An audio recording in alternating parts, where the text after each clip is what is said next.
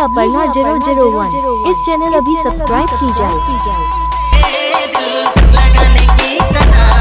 ये है अपर्णा 001। इस चैनल अभी सब्सक्राइब की जाए।